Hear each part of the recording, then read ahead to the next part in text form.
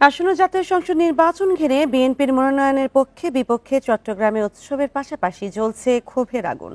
সীতাকুণ্ডে বিএনপি চেয়ারপারসনের উপদেষ্টা আসলাম চৌধুরী মনোনয়ন না পাওয়ায় মহাসড়ক অবরোধ ঘিরে বহিষ্কারের ঘটনাও ঘটেছে। এছাড়া চট্টগ্রাম ৯ আসনে মনোনয়ন ঘোষণা ও পরে স্থগিত নিয়ে চলছে জল্পনা কল্পনা। আর এই নিয়ে আরো জানাতে চট্টগ্রাম থেকে যুক্ত হচ্ছেন সহকর্মী আহসান রিটন। রিটন, মনোনয়ন ঘোষণার পর এলাকার আমেজ কেমন দেখছেন এবং বিক্ষোভে অসন্তোষ নিয়ন্ত্রণে কি ভূমিকা নিচ্ছে নেতারা?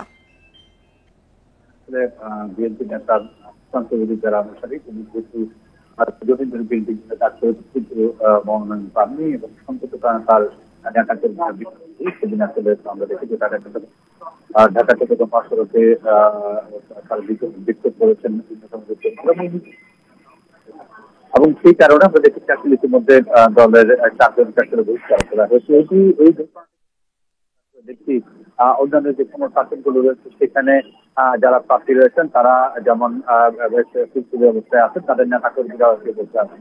আপনি জানেন যে আসলে 9 আসনের একজন প্রার্থী আবু সুফিয়ান তাকে নমিনেশন দেওয়ার পরে আবার আসলে তার প্রত্যাহার করা হয়, কিন্তু এরপর আমরা তার সাথে কথা বলছি। তিনি যেটি বলতেন তাকে নমিনেশন দেওয়াতে তিনি যেমন খুশি হয়েছেন ঠিক একইভাবে তাকে আপাতত বাদ দেওয়াতে তিনি খুব বেশি নাকচ নন। তিনি বলছেন আসলে বিএনপির জন্য 42 বছর ধরে তিনি কাজ করছেন, সঙ্গত কারণে দল থেকে যাকেই দেওয়া হবে তিনি তার জন্য কাজ করবেন এবং নিজে যদি মনোনয়ন পান তাহলে তো কোনো কথাই নেই, সেক্ষেত্রে তিনি দলের জন্য কাজ করবেন এবং যিনি আসুক তার জন্য তারা কাজ করবেন। আমরা আসলে দেখেছি মনোনয়ন ঘোষণা করার পর থেকে চট্টগ্রামের যে সমস্ত আসনে মনোনয়ন দেওয়া হয়েছে যাদের নাম ঘোষণা করছে তাদের নেতা কর্মীরা বেশ কিছুর অবস্থায় আছেন। আমরা দেখেছি ইতিমধ্যে যারা মনোনয়ন পেয়েছেন তারা আসলে তাদের যারা প্রতিদ্বন্দ্বী ছিলেন তাদের বাসায় গিয়েছেন, তাদের সঙ্গে কুশল বিনিময় করছেন এবং তারা সবাই মিলে একটি সুন্দর নির্বাচন অংশ নেবেন এবং